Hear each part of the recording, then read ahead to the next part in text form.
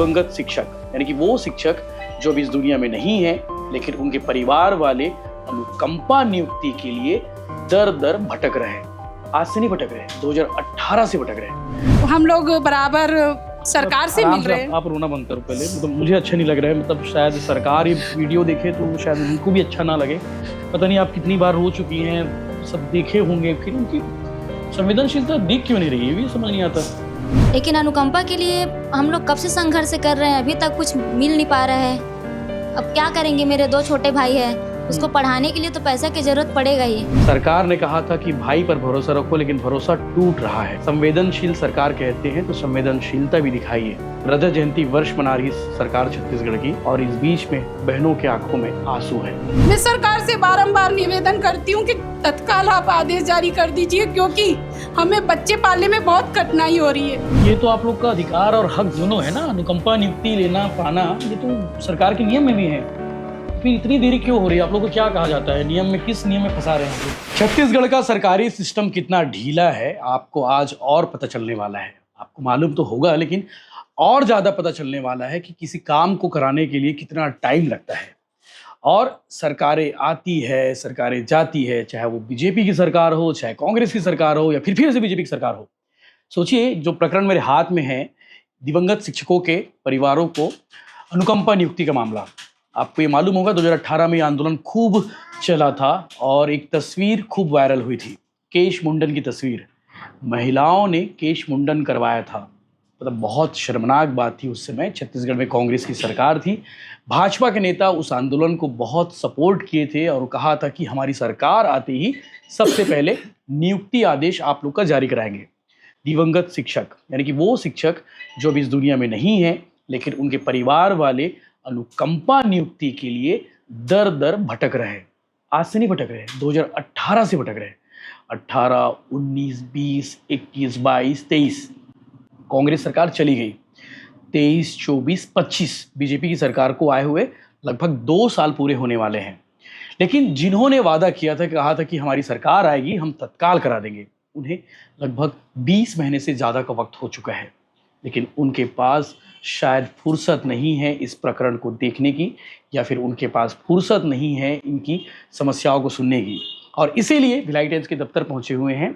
इनका कहना है कि भैया भिलाई टाइम्स में जो दिखा दोगे, शायद अधिकारियों के कानों तक बात पहुंच जाएगी, शायद जिम्मेदारों के कानों तक बात पहुंच जाएगी।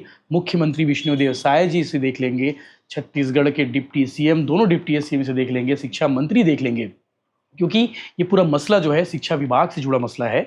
शिक्षा विभाग में पोस्टेड थे इनके पति, और किसी कारण से असामयिक उनकी मृत्यु हो गई, और मृत्यु के बाद परिवार का लालन पालन करना, भरण पोषण करना बड़ा समस्या हो गया। और कोई भी सरकारी कर्मी हो, उनके परिवार वाले चाहते हैं कि भैया उनकी मृत्यु हो गई है तो अनुकंपा नियुक्ति मिले, और ये अपने अधिकार की बात कर रहे हैं। ऐसा नहीं कि भीख मांग रहे हैं, ये अपने अधिकार की बात कर रहे हैं और अपना हक मांग रहे हैं। क्योंकि आज लंबे समय से बातें हो रही है, मुख्यमंत्री जी विष्णुदेव साय जी कई बार इनको बुलाए भी थे और कहा भी था कि हम नियुक्ति आदेश जारी करेंगे, बहुत जल्द जारी करेंगे। इन्होंने रक्षाबंधन में उन्हें राखी तक बांधी थी, लेकिन एक भाई की हैसियत से उन्होंने कहा था कि बहुत जल्द आपका भाई अपनी बहनों के लिए नियुक्ति आदेश जारी करेगा। लेकिन काफ़ी लंबा वक्त हो चुका है। अब उनकी जुबानी सुनते हैं, पूरी बात क्या है, समस्या क्या है, 2018 से चीज़ें चल क्या रही है, एक बार प्रकरण को समझते हैं। जी माधुरी जी, आप प्रांताध्यक्ष हैं अनुकंपा नियुक्ति शिक्षाकर्मी कल्याण संघ छत्तीसगढ़ के। जी, आप मुझे बहुत सरल शब्दों में बताइए कि ये मामला कब से शुरू हुआ है और आप लोग कहाँ कहाँ गए हैं, और समस्या का निदान क्यों नहीं हो पा रहा है, आप लोग की नियुक्ति क्यों नहीं हो पा रही, ये बताइए। जी सर, हम लोग हमेशा ही में 2015 को मेरे पति की मृत्यु हुई है, और मैं जब से ही वो आमगांव घाट सालेबारा जी वहाँ देहांत हुआ उनका, जब से मैं अभी तक लड़ाई लड़ रही हूँ, लेकिन अनुकंपा नियुक्ति अभी तक नहीं मिली है। मैं लगातार सरकार से गुहार लगाते जा रही हूँ कि आप हमें हमारे बच्चों के भविष्य के लिए कोई भी पद, कोई भी नियुक्ति दे दीजिए, हमें मंजूर है। लेकिन अभी जो सरकार ने टीटी और डीएड के लिए जो 27 लोगों को नियुक्ति दी है, उसमें हम माननीय मुख्यमंत्री से भेंट करें और हम लोगों के लिए भी आदेश जारी करने के लिए कहे, तो उन्होंने कहा कि दोनों का एक साथ आदेश जारी होगा। लेकिन उन्होंने टीटी और डीएड वाले जो 6 साल के अंदर में किए थे, उनकी नियुक्ति पत्र उनको दे दिए। लेकिन हम लोग बराबर बीजेपी शासन में लगातार भेंट मुलाकात कर रहे हैं। सिर्फ हमको ये कहा जाता है कि ठीक है, आप लोगों की नियुक्ति हम जल्दी करेंगे, लेकिन आज 2 साल सरकार को हो गए। क्या सरकार संवेदनशील नहीं है?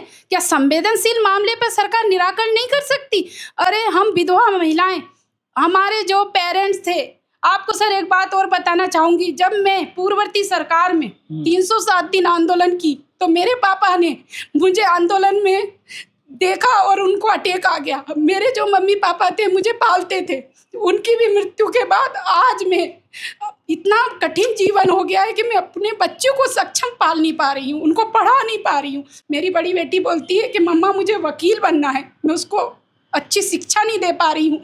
तो सरकार को जब सब कुछ मालूम है तो सरकार जल्द से जल्द आदेश जारी करे। मेरी बहनें हैं जिनके तो पिता भी नहीं है, माता भी नहीं है, आज वो लोग प्राइवेट संस्था में काम करके दिन रात कमा रही हैं, तब भी वो अपने भाई बहनों को पढ़ा नहीं पा रहे हैं। तो ऐसे समझते, जब ये पूर्ववर्ती सरकार में जब मैंने 307 दिन आंदोलन किया था, मेरी बहन शांति साहू ने मुंडन कराया था।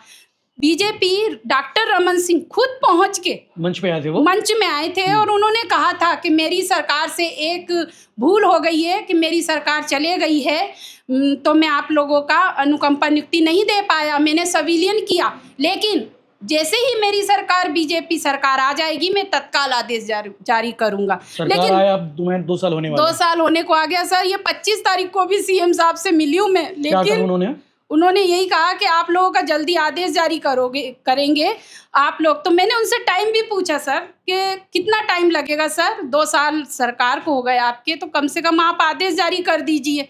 तो बोलते हैं बहुत जल्दी हम आदेश जारी करेंगे। लेकिन आज 2 साल में बस मैं सुनते आ रही हूँ आदेश जारी करेंगे। कितना भटकेंगे, कितना कर्ज लेके रायपुर जाएंगे और मंत्रियों से मिलेंगे। मैं सरकार से बारंबार निवेदन करती हूँ कि तत्काल आप आदेश जारी कर दीजिए, क्योंकि हमें बच्चे पालने में बहुत कठिनाई हो रही है। और अब जब आपकी संवेदनशील सरकार आप बोलते हो, तो संवेदनशील मामले में देरी क्यों? जल्द से जल्द आप विधवा बहनों के साथ न्याय करिए। जबकि ये तो आप लोग का अधिकार और हक दोनों है ना, अनुकंपा नियुक्ति लेना पाना, ये तो सरकार के नियम में भी है। तो फिर इतनी देरी क्यों हो रही है? आप लोग को क्या कहा जाता है? नियम में किस नियम में फंसा रहे हैं आप लोग को? सर 2014 में जो नियम बना था टीटी और डीएड, ये क्या चीज़ है टीटी और डीएड? शिक्षक के लिए है सर। ये एलिजिबिलिटी टेस्ट है जी, जो करना अनिवार्य है शिक्षक के लिए जी। तो टीटी और डीएड हम लोगों ने सर, मैंने खुद डीएलएड किया है और मेरे पास मास्टर डिग्री भी है और मेरे पास डीसीए भी है। नौकरी पाने के लिए, अनुकंपा पाने के लिए पढ़ाई भी की हूँ। लेकिन मेरे से सर, मैं यही सब टीटी 2 नंबर से रह गई थी, तो टीटी की एग्ज़ाम में पास नहीं कर पाई। उसी के चलते सर हम लोग भटक रहे हैं, दर दर भटक रहे हैं। लेकिन हम सरकार से बारंबार निवेदन भी कर रहे हैं कि हमें शिक्षक नहीं बनना है, हमें आप हमारी योग्यता के अनुसार अनुकंपा नियुक्ति दीजिए, हमें सब मंजूर है, लेकिन जल्द से जल्द आप आदेश जारी करिए। सबसे छोटा पोस्ट होता है चपरासी का, वो भी मंजूर है सर हम लोगों को, लेकिन मिल तो जाए बस। हमारे बच्चों के भविष्य के लिए हमें वो भी मंजूर है और हमारे बच्चों का भविष्य बन जाए। एक माँ की ये ख्वाहिश रहती है कि कितने बाल बच्चे आपके? मेरी 2 बेटियां हैं सर। और जब आपके पति एक्सपायर हुए तब उनकी उम्र क्या थी, क्या कर रहे थे बच्चे? बच्चों की उम्र, एक की बड़ी बेटी की मेरी उम्र 12 साल थी और छोटी बेटी मेरी वही 6 साल 6-7 साल कॉलेज में चली गई होगी। अब कॉलेज में चले गई, लेकिन सर कॉलेज में गई है, सरकारी कॉलेज में पढ़ रही है, लेकिन उसमें भी तो फीस लगती है सर, पढ़ाई लिखाई के लिए। तो जब हम लोगों के पास कुछ है ही नहीं है तो हम लोग करेंगे क्या? ये तो सरकार को सोचना चाहिए ना। 307 दिन भूपेश बघेल के समय हमने आंदोलन किया, उनसे भीख मांगी, हमने क्या क्या सर प्रदर्शन नहीं किया। हम लोगों ने कफन रैली निकाली। गौरीशंकर श्रीवास जी बहुत मदद की थी उस समय आप लोगों की। अभी क्या बोलते हैं साहब? गौरीशंकर श्रीवास जी बहुत मुखर नेता है, बहुत प्रखर नेता है। वो तो आश्वासन ही देते हैं कि आप लोगों का दीदी जल्दी होगा, लेकिन कब होगा मैं ये सरकार से पूछना चाहती हूँ कि होगा कब? हम लोग की उम्र जा रही है सर, हम लोग बराबर सरकार से मिल रहे हैं। आप रोना बंद करो पहले, मतलब मुझे अच्छा नहीं लग रहा है। मतलब शायद सरकार ये वीडियो देखे तो शायद उनको भी अच्छा ना लगे। पता नहीं आप कितनी बार रो चुकी हैं, सब देखे होंगे, फिर उनकी संवेदनशीलता दिख क्यों नहीं रही है, ये समझ नहीं आता। हम लोगों ने सोचा था सर कि बीजेपी सरकार आ जाएगी तो हमारे हित में जल्दी निर्णय लेगी, पर पता नहीं सर कैसा नियम कानून है कि बार बार में बोला जाता है कि आप लोगों के लिए जो नियम है वो बन रहा है, तो नियम कब बनेगा? जब हम लोग की उम्र चली जाएगी तब नियम बनेगा। आप सबने अपना अपना खोया परिवार, आपके मतलब परिवार के लोग शिक्षक थे, उनकी मृत्यु हुई है। आपके कौन थे? भैया मेरे पापा थे। क्या नाम? मेरे पापा रमेश कुमार साहू, कहाँ पोस्टेड थे? ये पाटन ब्लॉक के पहांदा गांव में पोस्टेड थे। और उनकी मृत्यु कब हुई थी? उनकी मृत्यु 2016 में हुई थी। कैसे? वो अचानक से उसका तबीयत खराब हुआ और सडनली 2 महीने में एक्सपायर हो गए। अच्छा। हाँ, लेकिन अनुकंपा के लिए हम लोग कब से संघर्ष कर रहे हैं, अभी तक कुछ मिल नहीं पा रहा है। अब क्या करेंगे? मेरे 2 छोटे भाई हैं, उसको पढ़ाने के लिए तो पैसा की जरूरत पड़ेगा ही। और कौन कौन परिवार में आपके? मेरे मम्मी हैं और 2 भाई हैं, दोनों छोटे हैं, दोनों भाई छोटे मतलब हैं। आपके ऊपर सारा दारोमदार हाँ, हो गई। सारा बोझ मेरे ऊपर है। उनके जाने के बाद से चीजें कैसी रही? मतलब बड़ा मुश्किल रहा होगा। बहुत मुश्किल रहा, बहुत छोटे छोटे थे उसमें हम आप भी लोग तो। छोटे रहे होंगे। हाँ, मैं तो 9th क्लास में थी उस टाइम। फिर घर परिवार कैसे चल रहा था? अभी भी वैसी है जैसे पहले चल रहा था, लेकिन अनुकंपा मिल जाता तो मैं अपने भाई लोग को पढ़ाती, थोड़ा सा सहारा मिल जाता भैया। बस मैं सरकार से यही निवेदन करती हूँ कि जल्दी से अनुकंपा नियुक्ति का आदेश जारी कर दें। आपका नाम? मेरा नाम कुसुमलता वर्मा है सर। जी। आपके पापा? हाँ, मेरे पापा थे, वो ना खैरागढ़ ब्लॉक में गातापार जंगल के वहाँ थे। उनका देहांत तो 2016 में हो गया था। हम लोग 4 बहन 1 भाई है, मेरे दादी हैं और मम्मी। हम लोग 4 बहन 1 भाई, दादा दादी, मम्मी। हाँ, सब साथ में रहते हैं। सब साथ में रहते हैं। हाँ, हम लोग को बहुत मुश्किल होता है सर घर चलाने के लिए। आप सबसे बड़ी हैं? हाँ, मैं बड़ी हूँ, घर को मैं ही शादी वादी? नहीं हुआ है सर। किसी की शादी नहीं हुई? नहीं, मैं बड़ी हूँ अभी। तो बहुत मुश्किल होता है सर, पढ़ाई करने के लिए भी सोचते हैं तो पैसा कहाँ से आएगा, ऐसे करके सोचते हैं हम लोग। जॉब हो जाता तो मैं अपने बहन भाई लोग को पढ़ाऊँगी, ऐसे करके सोचती। तो कुछ हो नहीं रहा है, उसी को देख रहे हैं हम लोग कि हो जाए तो कुछ आगे के लिए सोच पाए, ऐसे करके। मतलब मामला तब से, मतलब जिंदगी अटकी हुई तब से अटकी हुई है। बहुत ज़्यादा परेशान है सर हम लोग। खेत खलिहान है आप लोग का? हम नहीं सर, मतलब थोड़ा बहुत है, तो हम लोग दूसरे के यहाँ मजदूरी करके काम करते हैं, वहीं में ज़िंदगी चलते हैं हम लोग का। आपके पापा बच्चों का भविष्य बनाते थे। हाँ, भविष्य बनाते बनाते चले गए। वो रहते तो आज इस हालत में थोड़ा रहते सर। इतना दौड़ भाग कर इतना सब चीज़ हो रहा है, फिर भी उसके बाद भी तो सरकार को कुछ समझ में नहीं आ रहा कि हम लोग दे देते कि किसी का जिंदगी बन जाता। ये अनुकंपा नियुक्ति देने का प्रावधान है, सिर्फ शिक्षा विभाग में नहीं दे रहे ऐसा नहीं, बाकी सब विभाग में देते हैं। बड़ा सवाल ये कि आपका डिपार्टमेंट, मतलब शिक्षा विभाग, इस चीज़ को अटका के क्यों रखा है? ये अपने आप में, मतलब शायद अधिकारी इतने असंवेदनशील हो चुके हैं कि देखिए कितने समय से अटका के रखे। 18 से मामला अटका हुआ है। जी। आपका? जी, माइक दीजिए। सबके बारे में जानते थोड़ा थोड़ा, ताकि लोगों को मालूम चले कि आप लोग। जी जी जी। मैं मेनका साहू सर। जी। मेरे पति 2018 में डेथ हुआ उसका। और मेरे घर की स्थिति बहुत खराब है सर। मेरे 2 बच्चे हैं, उसको पालने के लिए बहुत दिक्कत होती है। सर कहाँ पोस्टेड थे? वहाँ थे सर, सेलूद स्कूल में ये थे। पाटन के? जी सर। जी। और मेरे तो मतलब सास ससुर भी साथ में रहते, तो बहुत ज़्यादा दिक्कत होती है घर में। वैसे तो चलो खेत वगैरह रहता तो उसमें कुछ करते, वो भी नहीं है, कुछ भी नहीं है सर। बस मजदूरी करो और खाओ, ऐसा है। तो अभी बच्चों को पढ़ाने लिखाने में बहुत दिक्कत हो रही। पैसा भी किसी से मांगोगे तो उसको भी तो देना पड़ता है ना। कितने दिन मांगोगे ये भी? और कितने दिन मांगेंगे? घर परिवार वाले कब तक साथ देंगे? हाँ, काम पता करते हैं तो काम भी नहीं मिलता है, बहुत समस्या होती है सर। और ये सरकार जो आई है हमको ये दिलासा दे रही है कि हम करेंगे करेंगे, तो कब करेंगे सर? जब हम लोग का पूरा समय ख़त्म हो जाएगा तब। बच्चे लोग का वो मांगते हैं कुछ चीज़ लेने के लिए, बोलते हैं मम्मी इस चीज़ के लिए पैसा दो, तो उस चीज़ के लिए पैसा नहीं रहता। उसको बच्चे लोग को बहलाना पड़ता, बेटा आज नहीं तो कल देंगे, उस चीज़ को लेके आएंगे, आप लोग थोड़ा सा सब्र करो, ऐसा बोलना पड़ता है सर। उसको तो कितना बोलेंगे, बच्चे को कितना। दूसरे बच्चों को देख के हम लोग को ये बोलते हैं कि मम्मी हमारे लिए कब लोगे, ये सामान कब लोगे, तो उसको भी बोलना पड़ता है नहीं बेटा जब होगा पैसा होगा तब लेंगे। बच्चे कौन कौन सी क्लास में हैं? सर मेरे छोटा वाला बाबू क्लास 2 में है और बड़ा वाला 5वीं में, मतलब 5th क्लास में है। क्लास में। आप भी कोई जॉब कर रही हैं? नहीं सर, अभी पता किए हैं, एक जॉब मिला है वही, तो वहाँ जाते हैं। बाकी परिवार कैसे चलता है फिर? खेत खलिहान होगा? नहीं सर, कुछ नहीं है हमारे पास। 2 बुजुर्ग है, मेरे सास ससुर है, उसको भी देखना पड़ता है। ऐसे विकट परिस्थिति है और ऐसी चीज़ें चल रही हैं, उसके बावजूद सरकार जो है, ये पेपर की कटिंग है। सीएम साहब ने कहा था कि भाई पर भरोसा रखें। पेपर की कटिंग लेके घूम रही हैं सभी महीने, और 12 अगस्त की पेपर की कटिंग है, शायद रक्षाबंधन के दिन की खबर है। सीएम साहब के पास राखी बांधने गए थे, राखी इन्होंने बांधा और सीएम साहब ने कहा था कि भाई पर भरोसा रखिए। तो शायद अभी भी भरोसा आप लोग को होगा भाई पर?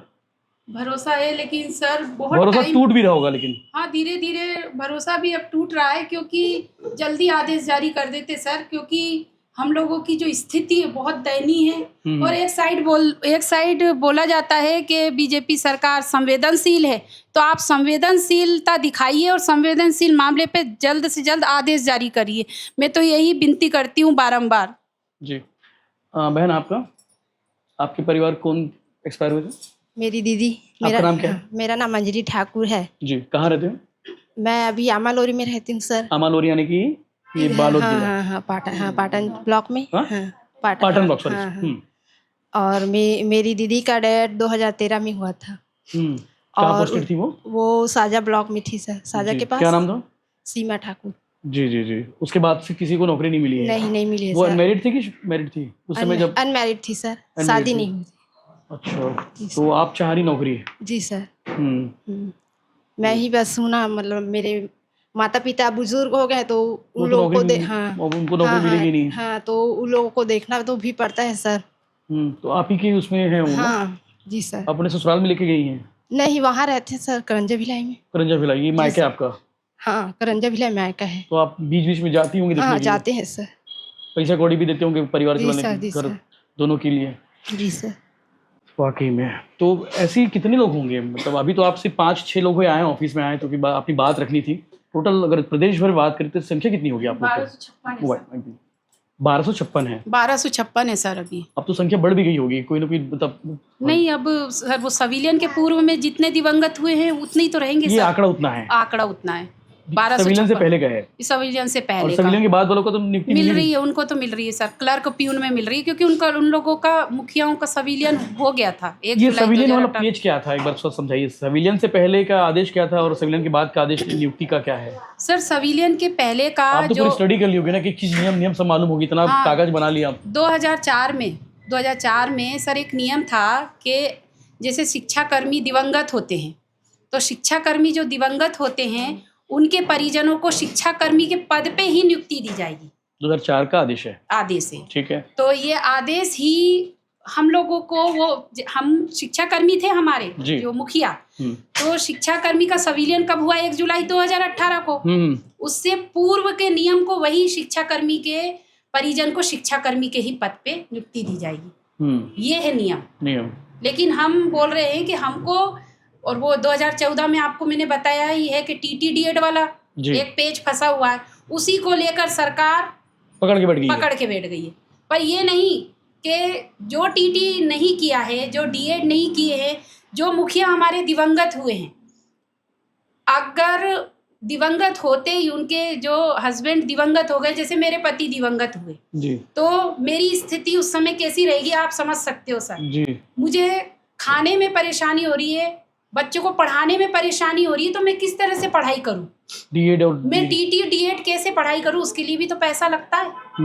तो यही सब के चलते सर, इसलिए आप लोग शिक्षक नहीं मांग रहे हैं। हमें वो शिक्षक वाला पद नहीं चाहिए, हमको आप चपरासी बना दो, चपरासी बना दो, हमें मंजूर है। हम CM साहब के सामने में भी, CM साहब 25 तारीख को मुझसे पूछे सर जी, कि मैं बोली कि सर मैं खुद DED करी हूँ, मास्टर डिग्री है मेरे पास, लेकिन मैं TT नहीं कर पाई, तो सर हमें योग्यता अनुसार नियुक्ति दे दीजिए।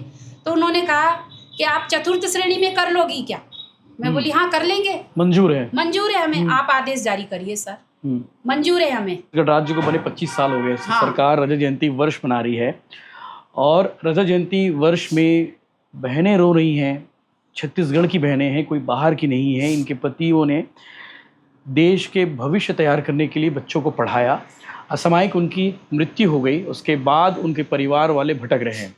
शायद ऊपर से देख रहे होंगे तो उन्हें भी बहुत बुरा लग रहा होगा कि ये किस हाल में हैं आप लोग। तब बोलना नहीं चाहिए मुझे, लेकिन उनकी भी आत्मा रोती होगी। आप लोग यहाँ रो रहे हैं, परिवार वालों का ये हाल है, तो शायद क्या ही बोले। आप लोग रोना बंद करिए बिल्कुल। तो शायद सरकार इस बारे में बात करेंगे, और जब भी मैं मुलाकात करूंगा शिक्षा मंत्री से या फिर सरकार के किसी जिम्मेदार व्यक्ति से, तो इस बारे में आप लोग का पक्ष में रखूंगा, बात करूंगा, उनसे पूरी बात करने की कोशिश की जाएगी। और आप लोग एक बार फिर से आप एक प्रतिनिधिमंडल बना के एक बार मुलाकात करिए सीएम साहब से या फिर शिक्षा मंत्री या फिर डिप्टी सीएम विजय शर्मा से। वो बहुत बेहद संवेदनशील व्यक्ति हैं। विजय शर्मा जी से मिले आप लोग? हाँ, उनसे कॉल पे बात भी होती है सर जी। अरुण साहू जी भी मेरा कॉल रिसीव करते हैं जी। ओपी चौधरी जी से भी कॉल पे बात होती है जी। बस यही बोलते हैं कि दीदी आप लोगों का करेंगे, लेकिन करना है लेकिन कर नहीं रहे हैं। कर नहीं रहे हैं सर। बस वही उसी से हम बहुत दुखी हो रहे हैं कि हम लोग का कम से कम आदेश तो जारी कर दीजिए। अधिकारियों ने अटका रखा है क्या कुछ मामला? आपने ऐसा अधिकारियों के पास भी गए हैं सर, तो वो सीधे यही बोलते हैं कि सीएम साहब से मिलो आप, सीएम साहब हमको आदेश दे देंगे, हम कर देंगे, ये बात आती है सर। उम्मीद करते हैं, आशा करते हैं कि अगली बार जब भी मुलाकात होगी तो इनके हाथ में नियुक्ति आदेश होगा। आंदोलन करना नहीं चाहते लेकिन मजबूर सरकार कर रही है। सरकार ने कहा था कि भाई पर भरोसा रखो, लेकिन भरोसा टूट रहा है। संवेदनशील सरकार कहते हैं तो संवेदनशीलता भी दिखाइए। रजत जयंती वर्ष मना रही सरकार छत्तीसगढ़ की, और इस बीच में बहनों के आंखों में आंसू है। तो बेहद बुरा लग रहा है जिस तरह से मुझे, तो सरकार को भी बुरा लगना चाहिए कि छत्तीसगढ़ की बहनें रो रही हैं, उनकी आंखों में आंसू हैं। वो सिर्फ अपना अधिकार और हक मांग रहे हैं, ना कि किसी से भीख मांग रहे हैं। जय हिंद।